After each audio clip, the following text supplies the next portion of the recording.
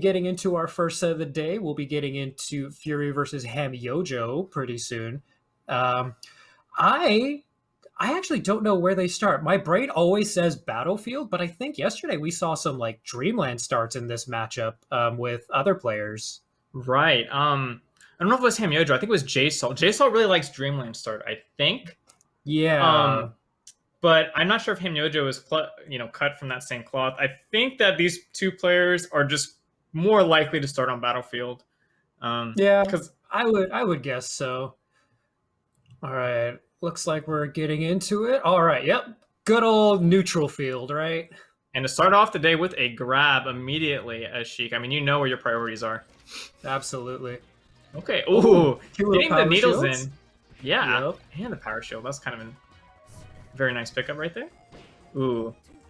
Ooh, going for the falling up here, not quite finding it. Right. I always feel like these early percents are so pivotal in starting out a game, right? Ooh, yeah. And because Wow. already, look at the momentum. It's 65% to 0, but, Fury took that stock pretty cleanly. It was all pretty much a very elongated punish and immediately has these Ooh. afterwards. But, Yep. You always hate yeah, missing those. for the most part, it was like two turnarounds out of punish, and otherwise everything else was just punish. Yep. Where I always like these scrapping kinds of battles where it feels like they're just going hit for hit for hit. You Yeah, know, you're just waiting for someone to pop off with a big stock. absolutely. Excuse me. All right. Going for the spot dodge, not getting punished. Ooh, nice little Ooh. back air there to catch. Yeah, Sheik is one of those characters that has a pretty relatively high risk reward edge guard that you can pull off on them if you know the timings very well, Yeah. where she is vulnerable. But if she's not, you get hit by that poof and that could just be the stock right there. Yeah, her recovery is so funny in that it has invincibility, but that it doesn't start up as early as people might think it does. Mm-hmm. Okay, Hamyojo going for a lot of full hop nairs. That one's kind Ooh. of, I don't think, facing the right way that they wanted to go. But Yeah. so far, she's keeping it even though it feels like she's on the back foot most of the time in this match. Hmm. Oh yeah, this has gone very back and forth in terms of I take my stock, now it's your turn to take the stock.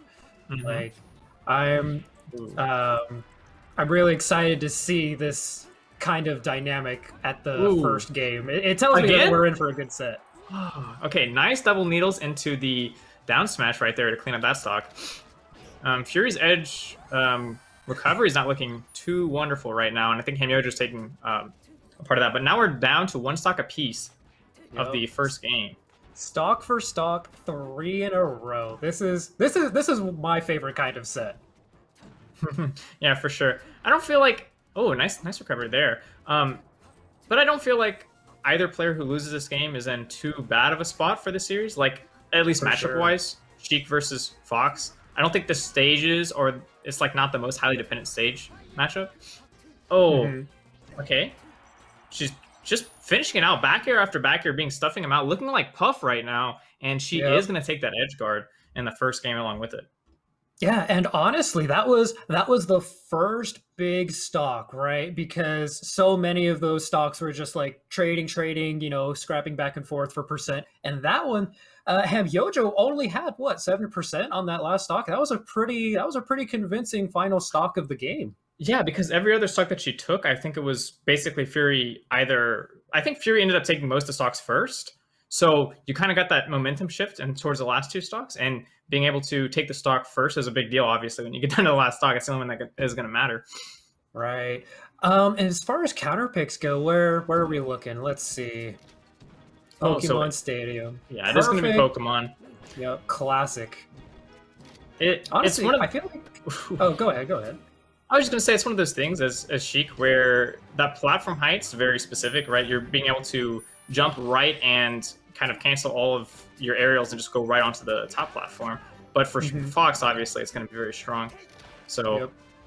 we're gonna see, And but yeah, Hamyojo starting off with a 0 to death. That was actually pretty brutal. That's not how you want your counter pick to start. mm-hmm.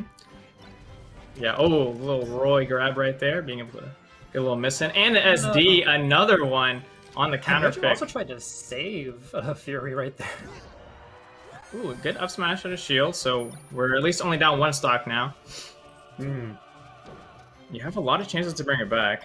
Here's For Fox. sure. Just make sure your movement's on point, and that is what it's going to look like. It is triple shine to finish off that edge guard, No and that was a way! nice gimp at 0%. Oh my gosh. Yeah, that. Oh my gosh, that even back up so quickly. Yeah, and I think the Fox knew his stuff. Like as Sheik is one thing to get shined on stage, like you can you can DI to the correct part of the platform to hit the edge, but on that edge right there, it is very difficult. I think it's almost for sure dead if the Fox knows what he's doing right there. Yep. Rumor has it Shine is a pretty good move. Pretty versatile in use. Okay. Little footsie is going down. Oh, and Hamyojo catching him with the tipper up smash again as Sheik getting that. What did people call that? The dynasty? The dynasty? I'm not sure, but it's definitely has a legacy right now, is what we're seeing. We saw it in J-Salt's games, and now we're seeing Hamyojo's games. A nice two-stock there from Hamyojo. Was it just me, or was that game ridiculously fast? How I didn't check the timer. Did that even last like a minute and a half? It was like one SD from Fury, and then everything else was just he got caught by every single aerial that Hamyojo was throwing out. I'm kind of wondering what sort of adaptations that Fury is going to have to go through. I think it's going to have to be mixing up his timings a little bit on the neutral, and that's where he's going to maybe be able to find a comeback right now. Yeah, because Hamyojo's looking really consistent on the edge guards that Fury is trying to land pretty consistently. So you're going to have to dig pretty deep to get out of this kind of hole. Ooh, okay, just waits into the grab. A little mistake there by Hamyojo, and immediately he's going to pick up on that. Fury going for the shine on the string, the side B. And that's going to be the stock even. Wow. Outside of those needles, that was basically a 0 to death. Oh my goodness. Okay. Oh, Hamyojo missed the timing again on the tech chase, but the tilts are doing a lot of work for her. Oh, so close on landing that wave shine. That's definitely something that if you see a Fox wave shining a Sheik like for big percent, you know this Fox is familiar with the matchup. Okay, I feel like that was a little bit of style right there, going for the back air off the edge guard instead of going for the fair. But yeah, kudos to Hamyojo picking that one up again. Ooh, again, and with the needles charge in the middle of the combo, what was that? I love that interaction from both players. From Fury to try and wait and see if he could get a reaction out of Hamyojo, and Hamyojo just being patient enough to recognize, oh, I don't have to commit to anything. In fact, I'm just going to fake you out with some needles right here. Yeah, and to me, this is like such a stylistic Sheik player right now. Like, they haven't hit all their tech chases or anything like that, and it just seems to be like a lot of read-based sort of style things coming out from the Sheik. So you definitely love to feel the confidence coming out from Hamyojo. For sure, for sure. And Fury just barely missing out on what looked like it could have been an up throw up air confirm. There we go. We fixed those. We fixed those issues. Yep. Yes, sir. They heard you and they were like, yeah, no, we got it. We got it. We're back. Once again, we are looking at even stocks. Yeah, fair. Catching the Fox out again. Down air. Looking for the back air. Needle turn around. Not quite finding another back air neutral. Again. Ooh. Okay, really nice trade, and that will be the stock. Yes. Very dominant stock right there. You have to, like, Sheik pretty much controlled the stage the entire time. For sure. I don't play a whole lot of Sheik, but that down air is such a fun move to hit. Oh, trying to just take Fury down with Hamyojo. Just barely missed that last nair. That, or maybe they missed a double jump. Now let's see if this cost them. But no, that was a very nice back air. Gonna get the ledge grab. Re-grab, yep, and he is able to finish out that stock with just the back air and a clean 3-0 from Hamyojo. Yeah, honestly, that didn't feel like a 3-0, you know what I mean? With so many of those stocks going back and forth, with maybe the exception of the second game, like, that felt like such a close matchup that could have gone to any game count, you know?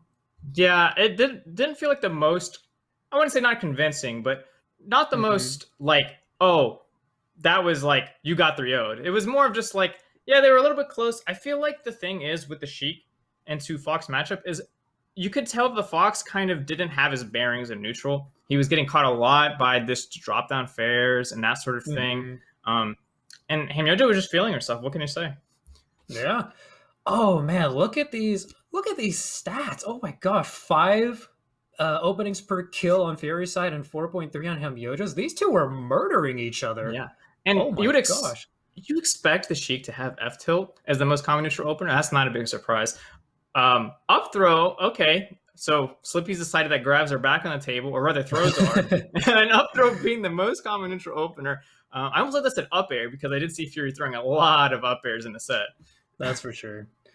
Man, it really goes to show like these players, they feel so close in skill. Like yes, it was a 3-0, but I could see them playing another day and that set goes to game 5, you know. Maybe Fury tightens up some of those like wave shine combos, but overall that was a pretty dope set. Yeah, pretty all right. I mean,